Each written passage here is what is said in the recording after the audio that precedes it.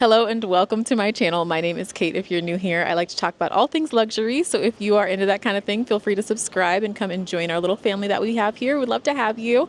I am in a bit of a different setting today. I figured it's such a pretty day outside. Why not film a bit outside? I might finish up the video at home, but we're going to do a Q&A today. And we have some questions that were specifically for Sonny. So I have him here. He's going to answer those questions first, and then we'll get into everything else. All right, you ready? Yeah, let's do this. Okay, this is Sonny. Hi. Hello. So one question was, how do you feel about the luxury items that I buy, the prices that they are, and is that new to you or is that something that you're used to? Something that I'm used to. I think that like luxury and art go hand in hand, the craftsmanship, all that. Like I'm really into, I think there's like a blend, and I think that the prices make sense to me because again, quality and craftsmanship kind of go hand in hand. I'm more on like the Louis Vuitton side and how they're kind of, I guess, more progressive in the design choices than I would be like on the Hermes side. But I get why you make the picks you make. I like it. I like it. Thank you for your answer. Yeah. Where do you recommend for meeting men? For single women? I think that usually it's the guys that go and look for the girls. So I would say hang out in places that you want to be at. That way there's like a compatibility overall with an area that you already know. And probably then you'll be able to meet guys that you actually want to hang out with. And the guy will actually want to hang out with you too because there's an overall compatibility. That makes sense. Thank you for your answer. I've talked about how we met before, but a couple of the questions were about how we met. Actually, a lot of the questions were about how we met. So I figured I would have Sonny tell it from his perspective. I actually think this goes perfect back to where to meet guys. We met just in a living space that kind of fit both of us. So we met in a high-rise building on a rooftop. That's the life that both of us like. Being the social, outgoing party people that we are in a party setting. And it was, I guess, luxury experience during the pandemic. And it was the best way at that point in time to find somebody else that was kind of similar to who I was. Makes sense. Makes sense. Thank you for answering our questions. Yeah. Appreciate you. Okay, I'm back home. I have on my little robe, getting nice and cozy so that we can go over the rest of these questions. It has really been so long since I've done a Q&A. Like it has been probably a few years since I've done a Q&A. So this is really fun for me. Also, if you have any other questions that I don't cover here, let me know in the comments and I'll answer them there. Okay, this one says, what type of career do you have and do you have your master's or just a bachelor's? I just have my bachelor's at the moment. I have a bachelor's degree in biology. I went to Oakland University in Michigan and I studied biology just because I really loved it and I had no idea what I wanted to do after college. My family wanted me to go to medical school and I did not want to go to medical school. So I knew I wasn't going to do that, but I liked biology and I knew I could do 4 years of it. So that's what I did. And then I went into medical sales initially right out of college. And then I shifted over to doing implementations. I did implementation that was non-technical for a while at ADP, the payroll company. And that was during the pandemic. I really didn't like that job, to be honest, and I wanted to leave. So I left in the middle of the pandemic and I was just fun employed for a while. Then I decided that I wanted to go into tech because a friend of mine had done a boot camp and she went into tech and she was doing great and I was just really inspired by that. So I wanted to go into tech and I saw how much these boot camps were. They were super expensive and they were just crazy. And I didn't want to put a whole bunch of money toward a boot camp. So I did a free one. It's called the Odin Project. I recommend it to everyone. That's how I learned JavaScript, CSS, HTML. I probably worked about 50 to 60 hours a week just learning coding.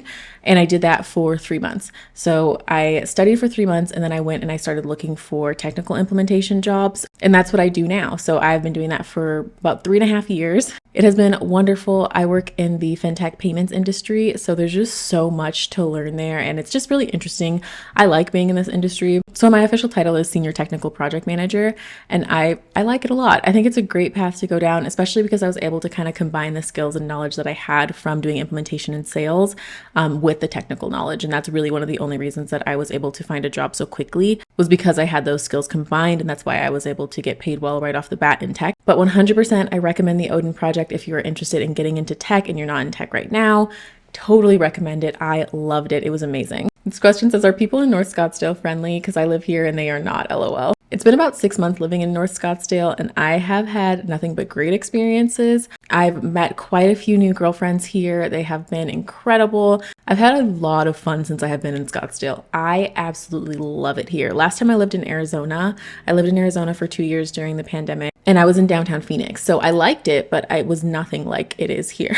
Being in Scottsdale is just kind of it's a different vibe, and I really like it. There are some really like entitled people here, but I also lived in Orange County for almost 3 years, and that type of entitlement is totally different than the entitlement here. I can deal with this any day.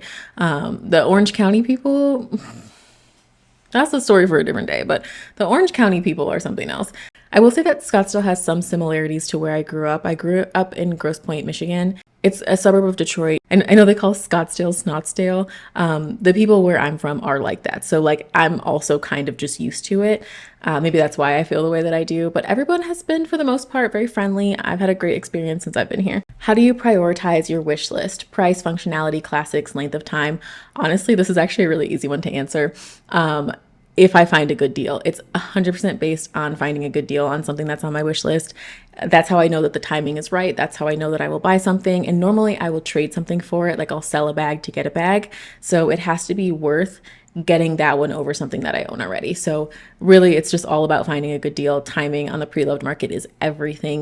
And as a lot of you know, I really only buy pre-loved at this point. So when I see a good deal pop up, that's when it's getting checked off my wish list, as long as I'm okay with trading something for it, because I don't just add bags to my collection anymore. I sell something whenever I buy something new. Ever thought about doing day in my life, vlog style videos? Love your Black Girl Luxe content. Thank you. I have. I've been thinking about doing that recently, and I've been like filming little clips from parts of my day. And I think now that I'm getting a little bit used to it, I kind of want to do some of those, because there are some weekends where I feel like my life is interesting. There's some where it's not, but like there's some where it's really interesting. And I'm like, okay, maybe I could do like a weekend in my life, or I could do a day in my life. But I work from home, so like I really don't leave all that often during the week. Maybe on the weekends I'll do some videos, but I'm kind of excited about that because I do want to do that. How many siblings do you have? I have a brother. He's my stepbrother. He's a magician and he lives in Chicago. He is an amazing magician. So if you want to follow him, I will put his information on the screen. He's just fantastic. He does it full time. Very proud of him. He is amazing. His name's George. I met him when I was around 14. So I didn't grow up with any siblings. He was like 11 and I was 14. So I didn't grow up with any siblings. So I'm an only child, but I'm not really an only child anymore. 2025 bride here. What was your favorite thing about your wedding? So we had a pretty small ceremony. I think there was a total of 12 people there. The wedding was in Sedona. I made a whole video about it if you're interested, but the wedding was in Sedona. We had about 12 people, about 8 of us or maybe 7 of us stayed in an Airbnb all together, and it was so much fun, and it was really just close family and a few friends, and it was great. I have a couple favorite parts. One of them was just the day leading up to the ceremony, because our ceremony was in the evening. And so we had the whole rest of the day, and it was fun because we just kind of hung out at the house. We relaxed. We all made breakfast together. We had some leftovers for lunch together. It was so chill. We wrote our vows, and we all just spent time as a family together, and I really appreciated that. I was so calm the day of the wedding. I was so calm, like unusually calm. I have a video of my dad seeing me in my dress and everything for the first time right before he walked me down the aisle, and that was one of my favorite moments too. And then I would say my absolute favorite one was when the chapel doors opened and I started walking down the aisle. And I think that that's the thing that I remember the most vividly, because that's when I got to see Sonny and like he got to see me in my dress, and like it was just a moment that I won't forget. I felt really, really good in that moment and throughout the entire ceremony. But yeah, that had to be my favorite moment of everything. But we had a really, really great day outside of the actual ceremony. It was just amazing and incredible, and we had the best time. Do you plan on having kids? No. Short answer, no. We plan to stay child-free by choice. Life is good, okay? We are having a great time. We do not plan on having kids. I spent years asking my friends, my family members who have children, how they feel about it, how they felt about motherhood, how they feel about being a parent. I've asked men as well how they feel about fatherhood. I've talked to my coworkers about this. I've talked to so many people, kind of doing just like a full out survey, because I want to hear everybody's opinion. I wanted to make an educated decision. And a lot of this was before I met Sonny. I was still unsure when we met, and then we talked about it in the beginning, and we were like, hey, It's not like we'll both be okay if we never have kids. Like that was kind of how we felt. We're like, okay, maybe one day we'll change our mind and we'll want them. But like we both were like, if we never have them, we won't be missing anything. So I think I would say probably like maybe a year ago, like we really solidified that decision because it was like, nah, I just don't see that happening. Like, I don't see that being part of our lives. And we're really happy with how things are. So we're happy with that decision. Oh, there's one more. I almost forgot this one. Can you share the tools that you use to do your silk presses at home? I'm all for less salon. Yes, of course. So for the flat iron, I use the Babyliss, I don't know how you say it, flat iron. I'll put a picture here. I know a lot of people use that one. It's very popular. And then for products, I use BioSilk. I use the shampoo, the conditioner, and the oil. I shampoo, condition, and then I will put some heat protectant on my hair. It's just that, I can't remember what it's called. I'll put a picture of that too. I put some heat protectant on my hair and then I blow dry it. And then I wait overnight usually. And then the next day I will flat iron my hair. I'll put a little bit of the oil in it. And that oil is what makes it so shiny. So I put it on before I flat iron my hair, and then I'll put a little bit more on the ends after. And then I sleep with big flexi rods in my hair. So I'll show you, I'll go get them. Okay, so I have these jumbo flexi rods, the blue ones. I think that the color like means the size, right? I'm pretty sure. I got these on Amazon. I usually use 2 to 3 of them. Like I'll put my hair in a high ponytail and I'll split it into 2 or 3 sections. And then I will just wrap it up. Like I'll just brush it out and then wrap it around. And then I will fold it at the top. And then I put my bonnet on. And then over the top of the bonnet, I grab all of my hair like it's in a bun and I put a elastic around it just because that way it doesn't slip out of the flexi rod. There might be a better way to do that, but I just kind of made that up because it worked. So there might be a better way to do it. I don't know, but that's how I do it. And for the blow dryer, I use the Dyson, just the regular Dyson blow dryer, not the air wrap. And I use the comb attachment. The comb attachment is a game changer because you can blow dry your hair so much faster. Like any blow dryer with a comb attachment, I think will be totally fine. But that's the one that I use and it's so fast. Ugh, I love it. Okay, I think that's it. If you have any other questions for me, I'd be happy to answer them in the comments, so just feel free to let me know. Thank you so much for watching. If you like this video, please give it a thumbs up and subscribe to my channel if you want to see more videos from me. Also, if you want to follow me on Instagram and TikTok, I will put my name on the screen. It's the same for both. It's Kate Swan. I post a lot on both of those platforms if you want to come follow me there too. Thank you again for watching, and I will see you in the next one. Bye, guys.